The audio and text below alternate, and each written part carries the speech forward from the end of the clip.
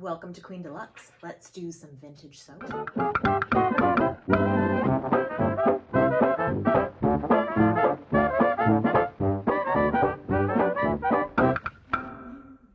This time on Queen Deluxe, I tackle an 1890s corset.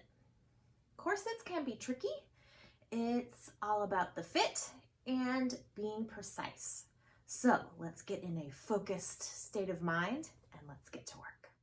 1890s corsets are hourglass in shape, have a center front busk closure, and lace up the back. I'm working on this corset, Pretty House Made, from 1890, from the Symington collection, UK. It's an everyday working woman's corset with lots of cording instead of bones to make it more comfortable.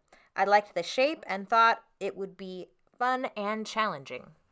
The pattern for this corset comes from this book, Corsets, Historical Patterns and Techniques. I'll link it in the description box below. The patterns are to scale of an existing corset. You have to enlarge them. I used this dot grid paper at 1 inch. This corset was pretty close to my measurements, so I just did a mock-up directly from the pattern that I enlarged and did a quick fitting. It fit pretty well. It was a little tight, so I need to add some space for that, and I have a sway back, so I took a tuck in the small of my back, and here's the pattern alteration process for that. I'm basically taking a dart in that center back section, and now I'm adding a little bit of width through the bust, and here's the close-up. I did add a little bit of excess on the center front and center back panels as well. And then I made another mock-up to test those pattern alterations.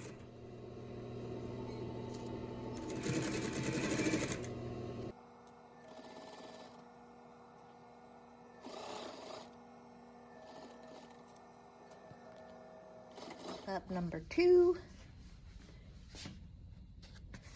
See, I don't have any bones in this, but I think it's looking good. It fits well enough, I think, with the boning and the cording. Everything's gonna sit where it should. I did the best I could by myself here. I think I'm safe to move on once this is all boning and cording in my crazy polka dot fabric. Time to move on to real fabrics. This is my outside fashion fabric. It's a polyester, but I had it in my stash and I think it'll hold up well.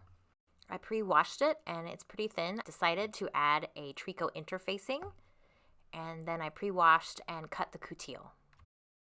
The coutil I cut one layer at a time and drew my seam allowance and stitch lines. After that, I thought it would be wise to do a cording sample so I wouldn't be shocked at how difficult the cording would be on the real thing. Next time, we'll sew the real thing together.